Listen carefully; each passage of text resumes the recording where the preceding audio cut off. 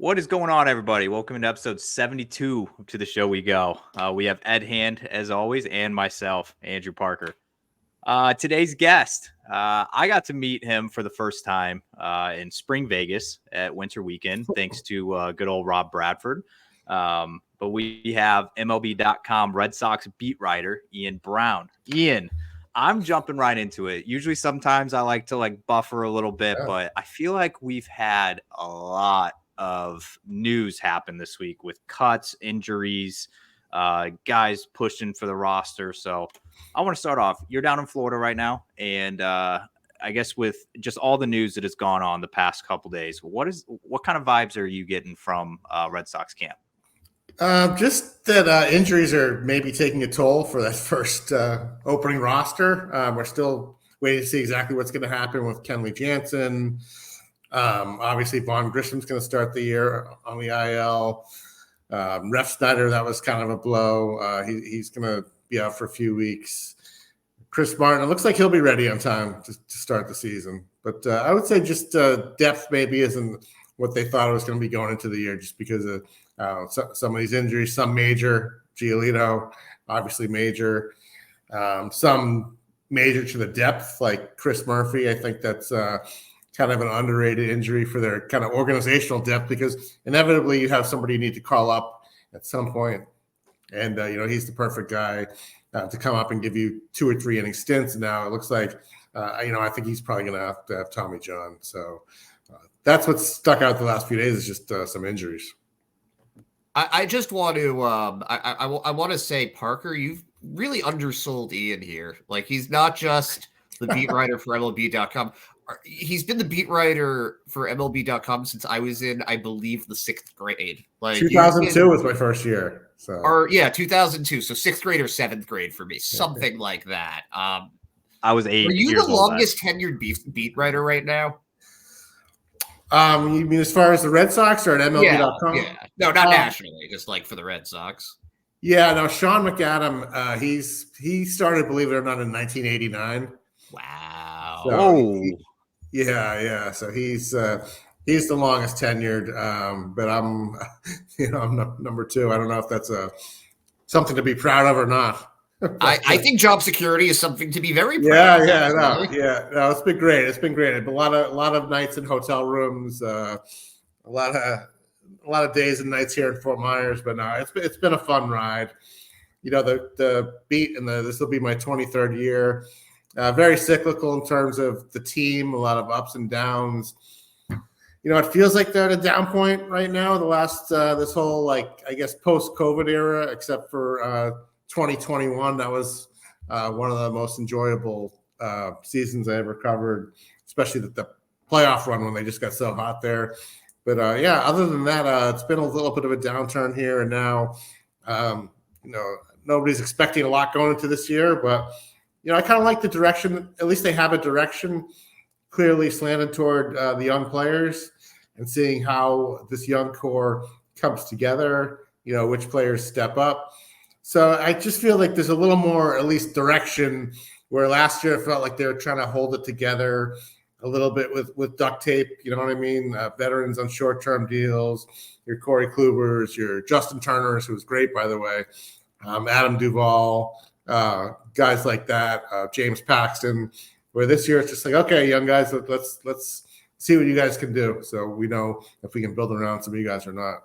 It's actually a really interesting observation that we've never really seen this team, I think, at least within John Henry's tenure as owner, go into what would be considered a full rebuild. There's always that, well, we're going to try to contend at least. We're going to spend this amount of money. This year, everyone's talked about the budget to death, but there were really the only major signing was Lucas Giolito. The other one was like Cooper Criswell. Yeah, Jake Road on a minor deal. Liam Hendricks once spring training started. At least that's more with an eye toward next year. But yeah, it's been a strange offseason. I think the way it started when Craig Breslow said at his press conference, he didn't expect to be for finances to be a limiting factor, I think was his exact quote. And we all know what Tom Warner said. Okay. We don't need to say that. I saw the jersey the other day there. Yeah. And so something changed. We don't know exactly what changed, but somewhere along the line, after the Yamamoto deal went south and they didn't really react by spending more money, something changed. We don't know what it was, but this is where we are. This is what it's going to be. I'll be as shocked as anyone if Jordan Montgomery walks through that door someday. But I would like to see them get some starting pitcher. Like the depth has really suffered with losing Giolito, because now all of a sudden you're looking at you thought 2 out of those 4 guys wouldn't make the rotation.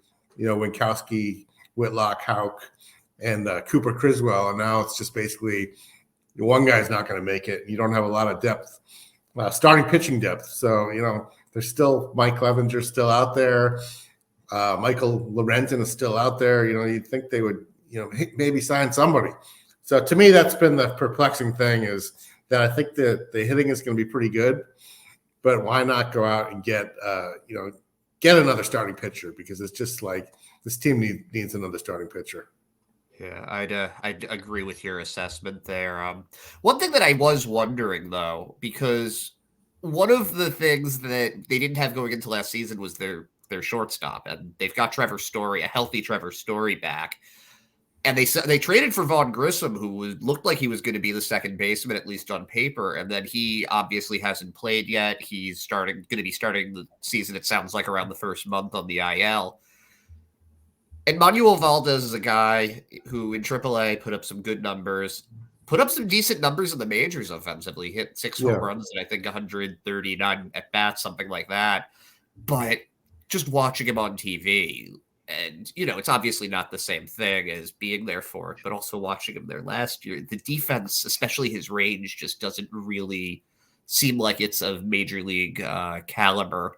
So I've got 2 questions regarding this. Sure. One, and you'll get this reference because he was here in your tenure here. Is he better or worse defensively at second base than Todd Walker? Oh, great call. Todd Walker, I would say he's worse, because Todd Walker, he just didn't have range. He was sure-handed. He could turn a double play. He wasn't a butcher by any means. He just didn't have range, But this guy, Stephen Watt, I know he's worked hard in the offseason, but even his footwork, even on the plays he made, it just looks a little kind of clumsy and unnatural out there on defense. So I think that they're going to protect him. He's not going to play against lefties. Let's hope they get Vaughn Grissom back, at some point during April. And I'm wondering, if this thing becomes a problem with Valdez, Rafaela, you could put him at second base and he would certainly do the job. And in that scenario, you could have Jarren Duran in center, and you could have, Tyler O'Neill left, and you could have Abreu in right. And, I think that might be, that might help you win some games early if Valdez just, if he's not getting the job done. But I agree. But to your other point, Story does change a lot for this team, offensively and defensively, having this guy for a full season. We all remember how much they got exposed at shortstop last year with the ill-fated Kike Hernandez experiment early in the season. And then they tried to do Chang for a little bit. And God, I don't even remember. Maybe I blacked it up, but I don't even remember who else they were trying. It was like Kike to Chang, and then to Kike again. I think Pablo Reyes got a little bit of a right, Pablo Reyes, So now they have a legit game changer at shortstop. And this guy, he's a pleasure to watch play shortstop. I have to confess, I didn't watch a lot of Colorado Rockies games, okay? I watch a lot of baseball, but Rockies are not a team that sort of came onto my radar. So I really didn't know how good this guy was on defense. And you saw even last year when he came back, he just makes, I thought he was good at second base in 22. Really a spectacular for a guy making a position switch. But watching him play shortstop, it's a pleasure. He just makes everything look easy. He's so fluid out there. And he's going to cover a lot of ground. And he's swinging the bat well down here in spring training, too. And he's going to hit third between Devers and Casas. So you would think he's going to get some pitches to hit. So kind of bullish on Trevor Story as a guy that, a lot of people, aren't talking about a whole lot. Yeah, he's really looked like a new man out there. And I mean, it's spring training, so small Yeah. sample sizes and all that. But I think back to Xander Bogaerts wasn't bad defensively. He was like a pretty Yeah, he was average short-handed. defensive Yeah. shortstop. Yeah, Yeah. but it's been a while since they've had somebody who makes difficult plays look as routine as he does. Yeah, I mean, you look back to maybe Stephen Drew, he was really good. Cabrera, he was really good. Early day Nomar was really fun to watch at shortstop, really athletic. But yeah, you're right. Xander was kind of the definition of steady out there, and sometimes that's what you want. There's something to be said for that guy who just makes all the plays. But Story will just be very fun to watch out there playing shortstop every day. Yeah, I saw him make a play today, ranging over like behind second base. Yeah, he loves that play. Like, yeah. Oh man, it's fun. Like you said, it's like fun to watch. Like it's seeing that, and you're just like, we didn't have that at all last year. Like there was none of that last year. So yeah, the infield defense was a train wreck last year. Let's be honest. Yeah, I saw Cutter Crawford's face like light up whenever he saw that. Like they went to him after when I think Lou or somebody on the call was like, "Hey, Cutter Crawford appreciates that the most out of everybody out there." But I do want to shift focus to a position group that was heavily addressed this offseason by Craig Breslow. It's the bullpen. There's a ton of bullpen depth now. I know myself and Ed were down in Worcester covering a lot of those games last year. So we did see last year's situation compared to this year. And I feel like just Worcester alone is going to have just much better 40-man depth, and all those guys that got the NRIs, like the Cam Boozers and the Chase Sugarts of the world, that kind of pitched pretty well. But I want to ask you a question. Which way are you leaning? So I know right now they've kind of narrowed it down to there's a few lefties that are still fighting to see if one of them will latch on. What do you think they're like, if you had to guess, which way would they lean? Are they going to carry a second lefty, or are they going to go the Criswell and the Winkowski route? Like, what do you think it's going to end up being? Yeah, I think they're going to end up with two lefties just because of some attrition, and it could be a very short-term thing, like a Zach Kelly. I think he's going to start the season on the IL just because he's behind right now. But here's a guy who he'll be able to come back and help this team, I think. So I think maybe two lefties, at least until Kelly comes back. I don't think he'll miss all that much time, but I think Bernardino earned a chance to be on the team after what he did last year. Joely Rodriguez, to me, has looked pretty good when I've seen him pitch. He still has the propensity to walk a guy here and there.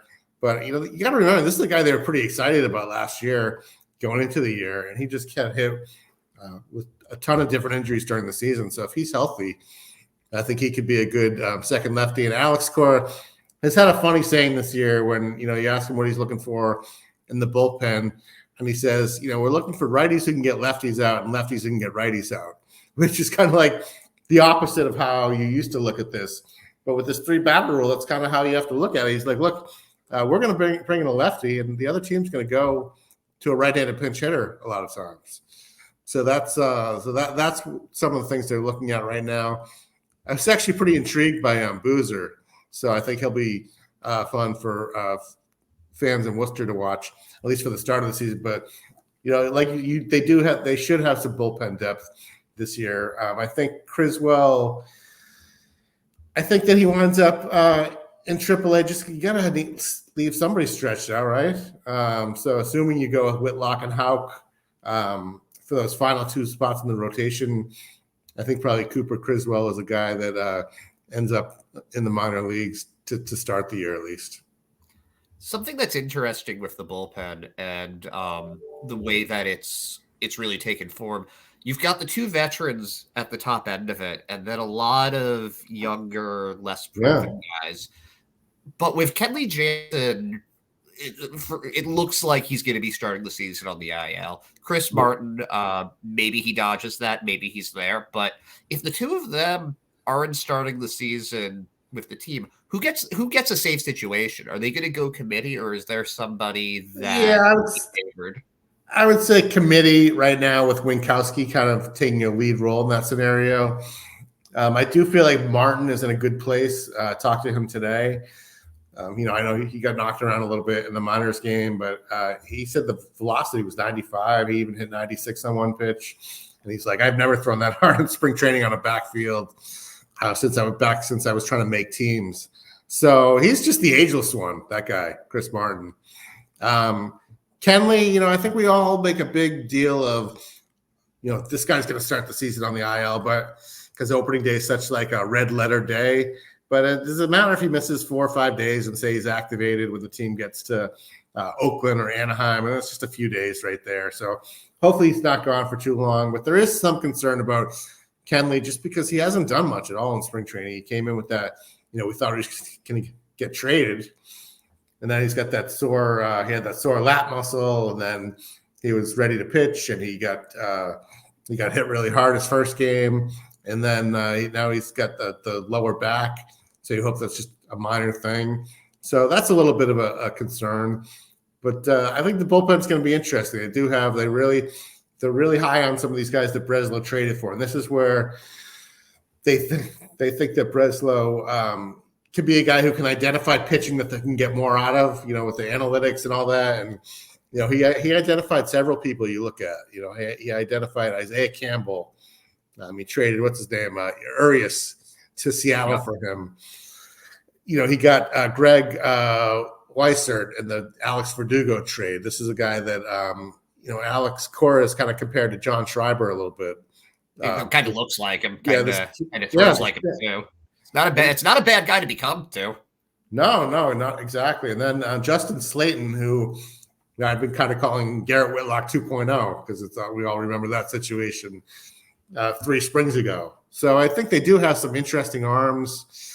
They do. Andrew Bailey, I think that most of the pitchers have raved about the program he has them on, where he just has kind of a program tailored to each individual pitcher, more so than before, where I just think they had a program. Here's our pitching program. Bailey really individualized it to each guy. So you hope that collectively that adds up to a good staff and a good bullpen. And like I said, I think the bullpen will be decent, at least.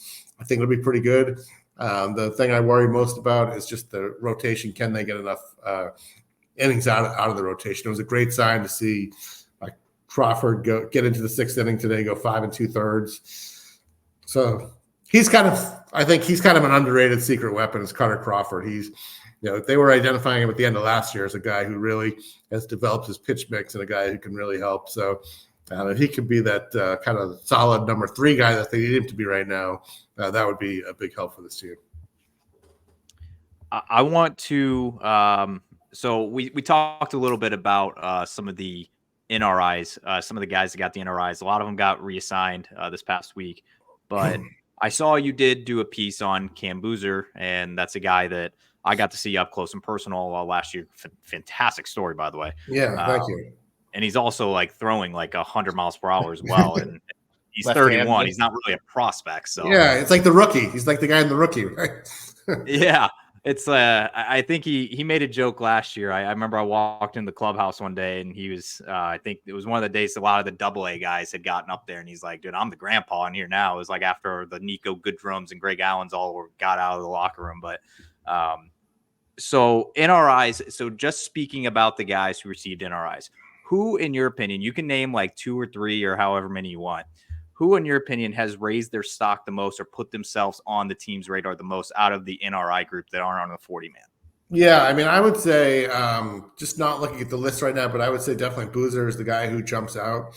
Because here's a guy that Alex Cora mentioned kind of just unprompted, at least twice during interviews. He'd be like, oh, by the way, Boozer was throwing 99 yesterday and fastball and a good cutter. And, I guess who are I'm trying to remember who are some of the other guys in that pool. I guess I could just look at the roster moves. Hagenman I don't think he gave up a run throughout his tenure. Justin Hagenman.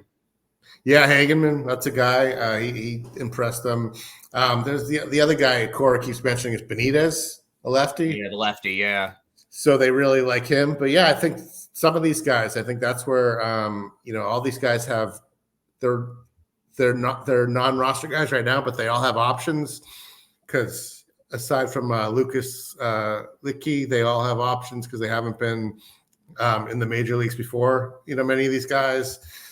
So I think that's where I remember what it was like, guys, last year with this whole, starting pitcher by committee, this opener thing, and they were just running through arms like crazy, and they were having to bring a different guy in every day. And we all remember the disaster that was the Kyle Barraclough game. Poor guy. Oh, yeah. And you're just hoping that it's not, a bunch of disposable roster moves this year, and that Alex Cora can have more stability with that bullpen, and just have more interchangeable guys. You can opt to the guy here, you can call up a guy here, so you're not just DFAing guys every 3 days. And Cora had said that's been a problem the entire time he's been the manager here, and he said even in 18 and 19, where they were thin on guys you could option, have roster flexibility with, and now they have a lot of guys. There aren't many guys on the pitching staff who don't have options. So this is good. It should make them more flexible this year as a staff. All right, I got one more NRI question real quick before you go, Ed. Yep. I want to ask you about one guy in specific, and he's a position player, and he's one of my favorite players that I got to cover last year, and that's Nick Sogard. So I want your honest opinion. So I know that he is pretty similar to what Ryan Fitzgerald just was, and obviously we all know the Ryan Fitzgerald story. He was the mayor of Worcester. He never got the chance in Boston to get up on the roster. What are your thoughts on Nick Sogard? Do you think he ever has a shot to land on the MLB roster at any point in 24 or beyond? I mean, I would say if he does, especially this year, they would have had a lot of injuries. But to be fair, he's one of those guys that spring training is different for us than the regular season, because regular season we sit there and watch the whole game and then go into the clubhouse after the game. And spring training, they're shuttling guys in and out for us. So we're leaving to go interview guys. So when the guys like Nick Sogard are playing, we usually down in the clubhouse talk to Tanner Houck or Tristan Casas or somebody like that. So haven't seen him play a ton. But yeah, you wonder about guys like that and Nick York and guys who are going to need to fill some infield depth if they have injuries to infield. Who are going to be some of the guys who step in, and those are a couple of the guys that come to mind. I think York, Cora kind of made a point yesterday about his lack of versatility a little bit. He's basically a second baseman. So how that plays, you wonder if maybe they want to start getting him some exposure to different positions, so he could be because I think this guy can hit. He didn't have a great spring hitting wise, but I think this is a guy who's hit most of his life. So that's a guy I'm curious about. But Sogard just haven't seen enough of him. But I'd like to hear what you think about him. I mean, you probably I love Nick Sogard. Oh, he's a lot like his cousin. Yeah. Yeah, he gave me a quote last year that I've recycled quite a bit, and I know that Tyler Murray and the guys in Worcester have said on air a little bit, but it's his famous quote is if you come watch me for a day, you're probably not going to know I'm on the field, but if you come for a month, you're going to know you're going to leave thinking I'm a pretty good player. So, position versatility is a huge thing. I know Chad Tracy always talks to us about that it's if guys can just play multiple spots, it's only going to help their chances. But then again, it's it could be a Ryan Fitzgerald story where it's he played every single position but pitcher and catcher. But at the end of the day, it's it just doesn't work out. So yeah, it's a matter of opportunity sometimes. And you see some of these guys Brock Holt was, to be honest with you, he started out like that, right?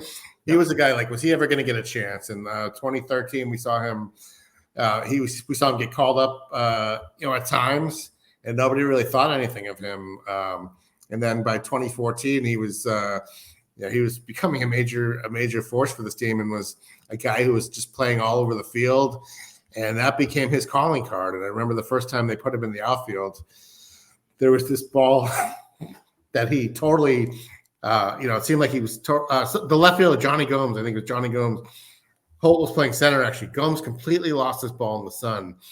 Holt comes running over from center field and snags this ball. And you're like, this guy's never played the outfield before.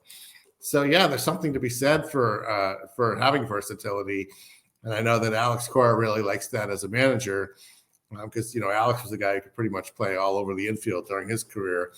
But yeah, these guys who can play the infield and play the outfield, they make themselves valuable to a team, and that's why Rafaela, we don't know yet what he's going to become. I think people would like him to be their starting center fielder, but at the very least, he's a guy who can roam around and play center and play short and play second, and just very athletic. So just to have a floor like Ceddanne Rafaela has, it is pretty good. So, first of all, I remember that play. I didn't realize that was Holt's first game in the outfield, though. Yeah, it was his first game in center. Yeah, I think it was his first game in the outfield. Yeah. So, I've got a question for you about another versatile player, and that's Bobby Dahlbeck. And I'm gonna keep this simple: is he making the team, or is it going to be CJ Cron for that bench? Yeah, that's a really tough call, and one I can't completely answer right now, just because.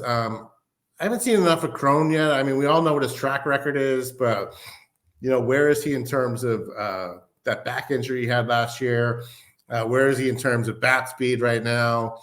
Because he's not very versatile, okay? No. He does have an opt-out coming. I can't remember what the date is, but I think he has an opt-out coming soon. I believe it's the 23rd. He has 5 days before. Yeah, so that's going to force the decision right there. And that's when you're going to find out. But Dahlbeck has done nothing to hurt himself this camp. And he is a guy who can play, to be able to play both corners, and he's getting more reps in the outfield.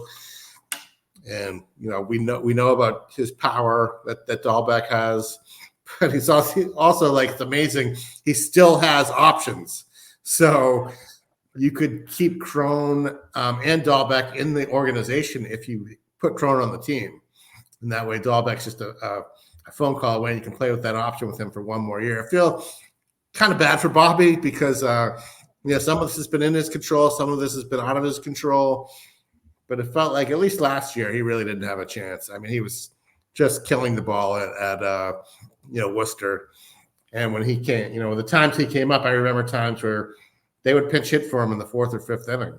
So it's like we never really got. He did play a little bit at the end of last season, but the end of last season, who got hurt? Costas got hurt. The end of last season is just such a blur now. Yeah, mercifully. Yeah, I mean, Heimblum got fired, and then you're just like thinking about all this other stuff and not really watching what Bobby Dahlbeck is doing out there. But yeah, I'm curious to see how that's going to play out. They still haven't traded this guy. He's been in trade rumors seemingly every offseason in the last 2-3 years, and he's still here. And I think he's a guy who can help you off the bench. So I think he'll stay in the organization one way or the other because he does have that option. But yeah, that Cron-Dahlbeck dilemma. Cron's not helping himself out with his he just plays first base. But I guess, a little bit like Justin Turner last year, right? I mean, Turner could play a little bit of third base too. They didn't put him at second, a few times, but he was basically a first baseman DH and a guy they looked at to hit lefties. And Cron, especially with Refsnyder gone early in the year, I think that will open up some.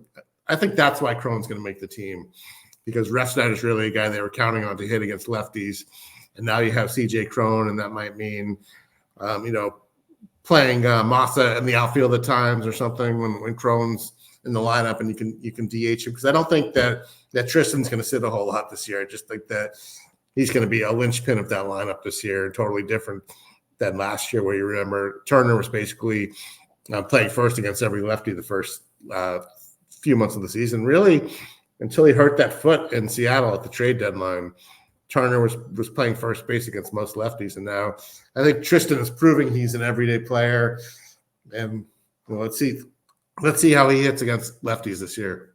Yeah, it seems like there's also, and I don't think that this affects the decision to bring in Cron, but you've got a bunch of spots on the 40-man that are going to be open one way or the other, just from Giolito being off. I don't think he's been put on the 60-day yet. I don't think Hendricks has been put on. No, he hasn't. Yeah. I was thinking about that too the other day. Yeah, so that's why there's always that thought in the back of my mind. Chris Murphy's the third guy who's going to go on the with Murphy down potentially for that, and Brian Mata, we don't know what's going on with him. That's another thing. I came into camp let's see what Mata can do. He's out of options, and then he gets hurt right away. So immediately, that seems to be the story with him. So I'm just not seeing it with Brian Mata. I mean, I think they'll stash him on the IL until he gets healthy, and then you have to make a decision: is this a guy who can impact our team?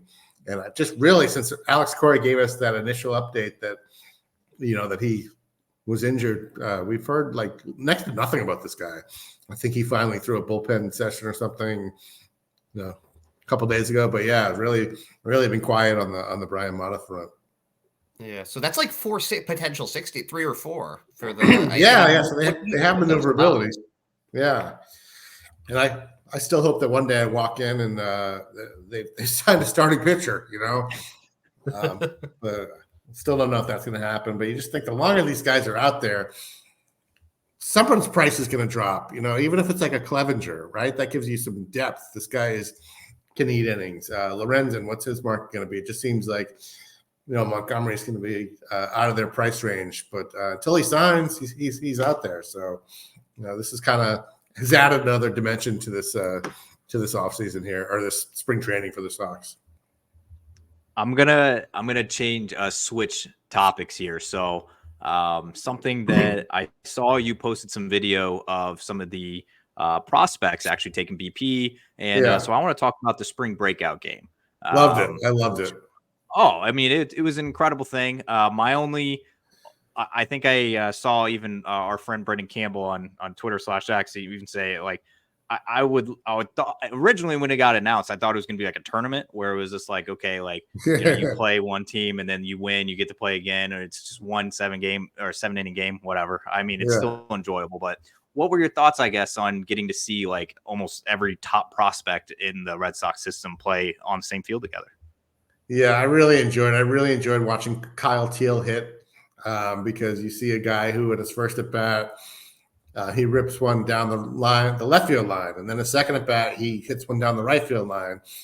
I mean, the Red Sox haven't had a defensive catcher who can hit. You got to say since Jason Varitek, right? Vasquez had the 1 year where he hit like 20 homers or something, but it's been right. Vasquez did, he was a threat at times. I think it was 2019, but they just haven't had that guy who projects as like the catcher of the future. I remember when we were trying to. Is Blake Swihart the catcher of the future? Just like, oh yeah, he was not, to be a spoiler alert. But yeah, so Teal is a guy really excited to watch. Roman Anthony, man, he's just like, he didn't have any hits in the spring breakout game, but just really impressive. You ever see a guy who just looks like a baseball player out of Central Casting? Just looks like he was born to play baseball. This guy's 19 years old. Carries himself like he's 23, 24. And guys like that always jump out at you. These guys who, they just have a maturity about them and a security about them. Like, hey, I belong on this baseball field. And Marcelo Myers like that also. He obviously just needs to stay healthy. But I think that these guys, what's clear to me about these guys is they already have a very good bond. And they're kind of like, we're the next wave of Red Sox. And none of them got the deer in the headlights look when Craig Breslow kind of put them on the spot this offseason and said, we're our future, how good we are is going to largely depend on how quickly Teal and Meyer and Roman Anthony kind of develop here. They embraced that challenge. So it's going to, you wish they had a little more pitching in the system, but I think they're working on that. But yeah, the breakout game, they take a lot of pride in being Red Sox prospects. You get that feel that we're the next wave. And, we saw that with the Betts and the Bogarts and, the Benintendis and the Devers and that whole era right there. And not to say that that's a lot of pressure to put on these guys to say, are any of these guys going to be those guys? But they might be. So I think it's a very exciting time for the farm system. I could feel the energy of those guys that day playing in that game. Are there any prospects that you see, not necessarily in the breakout game? It could just be just on the backfields in getting in as like a sub in one of the games. Have there been any prospects that have really impressed you that you hadn't heard about prior to this spring training? Not really that I haven't heard about, but Miguel Bleis is a guy that I think he was a guy a lot of people are talking about. And then you forget about a guy when he gets hurt. But this guy, you just look at him and he's he's just a physical specimen out there. So this guy, he could become a big part of this team. Still haven't seen a lot of guys like Mikey Romero and some of the other because he had the back thing last year. But I think they have a lot of position players in that farm system. And at some point that they're going to have to, they're going to have to leverage some of these guys, maybe put one or two of them in a deal at some point. You hope it's done in the big three because we all want to see these guys. Also, Winkelman Gonzalez impressed me in the breakout game. He did walk 3, but he's got good stuff, man. And we made a lot of strides in this. He got off to a tough start last year and just made a ton of strides. So I would assume that he's gonna, if he doesn't start the year at AAA, I would assume he's gonna spend a lot of the year at AAA. So really, he's a guy that I really have my eyes on this year because like we said, they really need pitching prospects. So I think maybe is he kind of at where Bayo was at starting 22, where Bayo, if you remember, really started to come on in that 22 season in the minors after he was kind of almost, somebody we really didn't hear a whole lot about. So that's what I'm wondering if Gonzalez could be that guy who really sort of takes that kind of quantum leap this year. All right, Ed, I have a speed run of questions if you're ready for it. Let's go. I think Ed might be frozen. Oh, Ed is frozen in time, it looks like. Have you gotten to see Yoeldin Cespedes at all? Oh, there you go. I haven't, and I really want to. Yeah, you were frozen for a bit there. And then you were frozen. You were just talking. You were frozen. I was like, all of a sudden, your Yoeldin Cespedes question came, but I haven't. I'd like to. I wish it's one of those things you wish you could be more places at once during these spring training things. Because like you're watching like the major league game, and my job is to. They have all these guys on the backfields you'd like to see too. But I would like to see Cespedes, especially those numbers he put up last year after they drafted him. That's a pretty good hit tool he's got right there. So haven't had a chance to see much of him this spring, but I'd like to. That's another guy pretty excited about this team. Like I said, you can say what you want about the present. The future is looking pretty bright for this team. I think you'd have to say. All right, Ed. Do we got you now? All right. You're not frozen. I hope so. Okay. I hope so. All right. I'm gonna do a speed run right now, unless you got anything else before I do it. I've got one more question, and it's pretty straightforward. Yes or no? Does Cedar Rafaela make the opening day roster?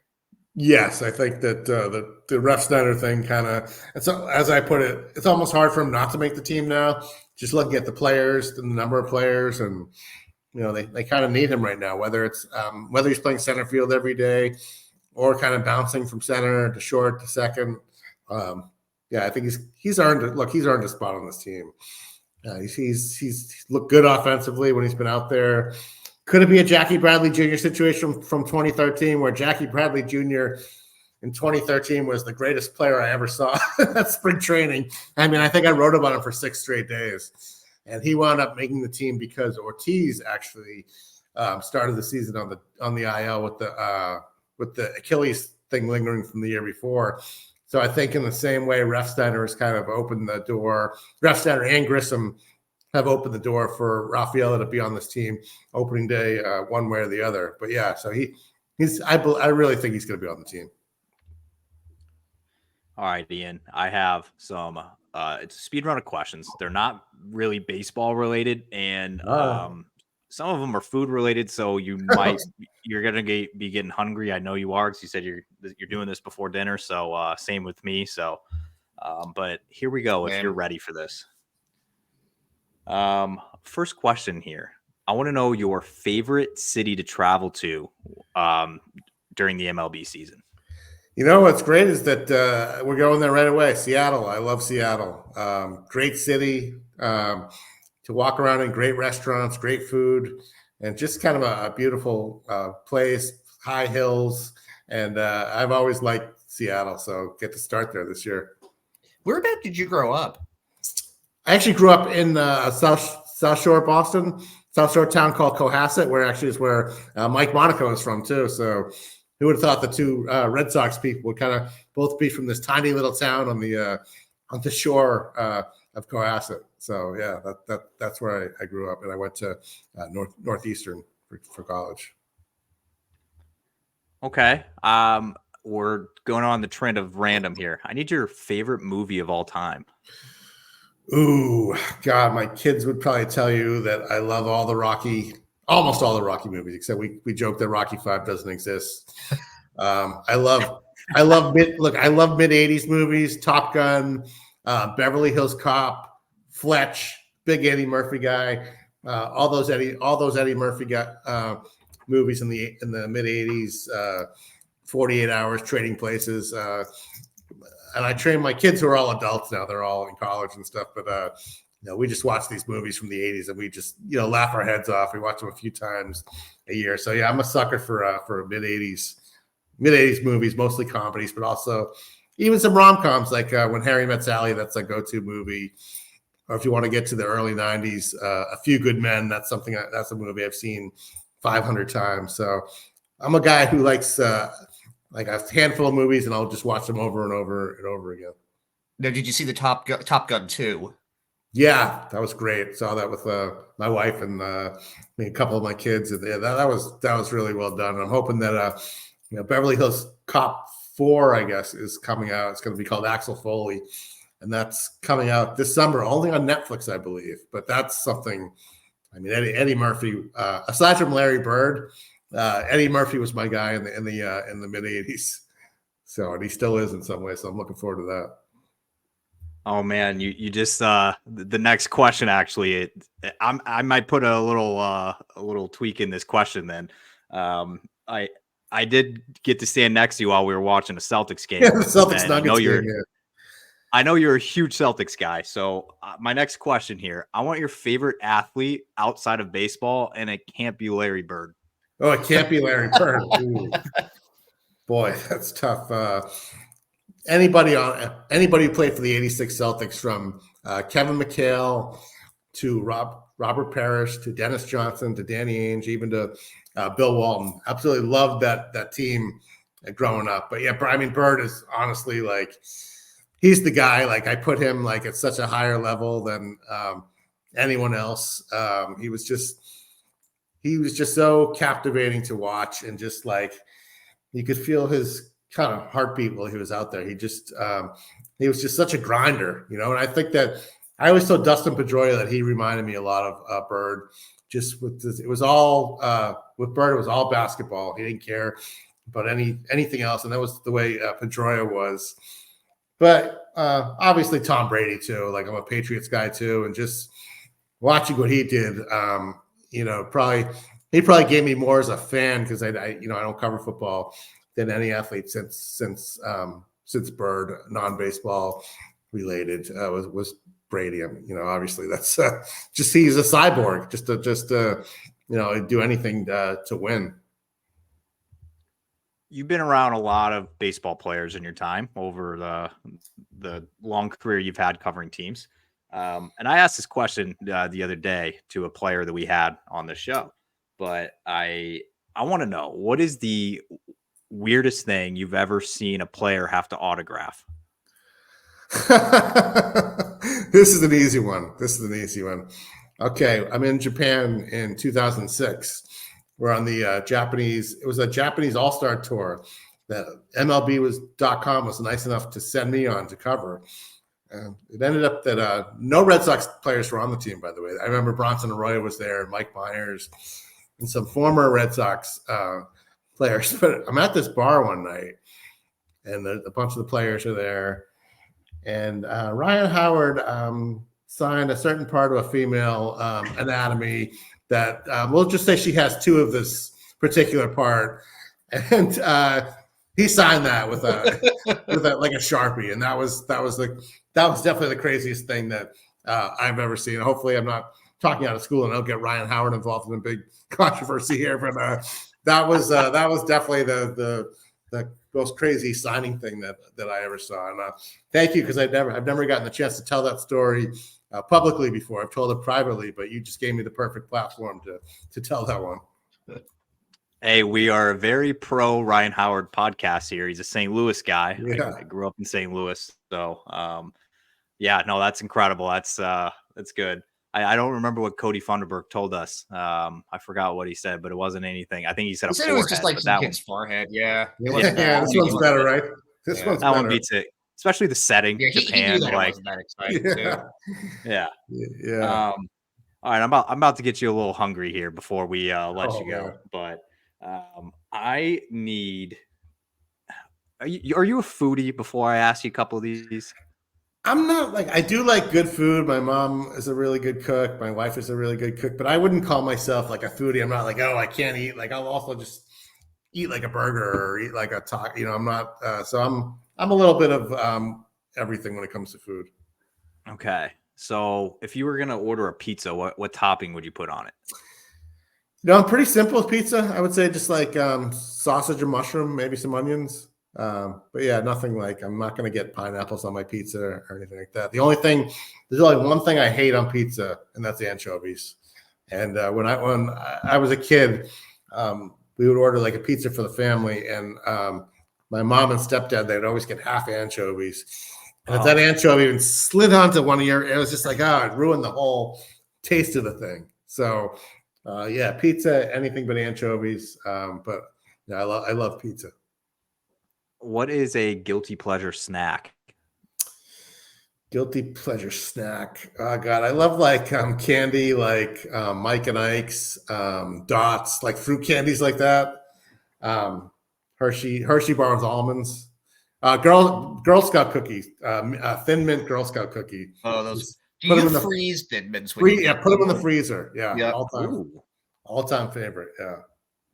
It's that time of the year, you guys. They're hitting us up outside of grocery stores right now. And like, oh my goodness, I'm trying to say, I got a wedding to get ready for. Yeah, I went through a couple boxes this spring already. Oh, I got a wedding to get ready for. I can't be going through these, but all right, I have an important one for you. We've asked everybody to come on the show. I don't know how big you were. I don't know if you remember years ago when all the fast food places did like the fried chicken sandwich battle or any of that. Yeah. But I have a important question. So if you were going to go get dinner after the show, right, down in Fort Myers, and you wanted to go get a fried chicken sandwich or fried chicken strips, whatever, and all of the fast food restaurants were available, where would you go? I'm a Chick-fil-A guy. I love their chicken. They're just the regular plain fried chicken sandwich and the waffle fries. I get it. Matter of fact, like I have a Chick-fil-A like that's like 5 to 10 minutes from my house. We live in West Roxbury, and I never go there. It's always been like a Fort Myers thing for me because the first time I ever heard of Chick-fil-A was down here. So I get it at least once every spring. I haven't had it this year. I'm already thinking I'm getting it. There's a night game on Thursday, so I'm already thinking that's my lunch that day. I'm going to get my usual, which is the Chick-fil-A sandwich, waffle fries, and a Diet Dr. Pepper. So yeah, you got me. Yeah, definitely Chick-fil-A when it comes to the fried chicken sandwich. I agree with you. Parker does not. What do you like, Parker? Can I give you a rebuttal? And Sure. Have you ever tried Zaxby's down in Fort Myers? I haven't. I've heard some guys talk about that. I think is it Parker? I think it was Stevie Eats, the the Nesson camera guy. You might have seen him on Twitter. Steve DeSilva, a great guy. I think he's a fried chicken guy, and he mentioned that. I think Jemai Webster's mentioned that to me once or twice, but I never have tried it, but I probably should. You got to try fried chicken. You asked me about guilty pleasure. Fried chicken is probably my all-time guilty pleasure, and not just like fried chicken sandwich, just like regular fried chicken. Love Popeyes or whatever. Yeah, God, I love a good fried chicken. I try not to eat it too much. I'm 52 years old now. You can't be eating a bunch of fried chicken at my age, but once or twice a year, man, it goes down good. Yeah. No, and there's a couple Zaxby's there in Fort Myers. Also, John Schreiber turned us on to PDQ as well. That's pretty. Yeah, I've seen that around. Yeah, I haven't been there. John Schreiber said that was his favorite. But yeah. All right. Well, that was my speed run. I'm also hungry. Ed, do you have anything to finish this off? Yeah, just thanks so much for coming on, Ian. Like you're the best. Like we're really happy you're on today. Yeah, no, I appreciate it. It was a lot of fun. You guys did a great job. I've been on quite a few of these things, different podcasts, and This one was a lot of fun because I'm looking at the thing right now. We've been on for almost 50 minutes here, and it's flown by, and that's the sign of a good podcast. You guys really know the team, and not just like the obvious things about the team, but the deep depth parts of the team and the organization. So this was a lot of fun for me too. Well, Ian, we appreciate it. Shout out to Rob Bradford as well for bringing you over to our little corner. Yeah, Bradford's my guy. Vegas. Bradford's my guy, man.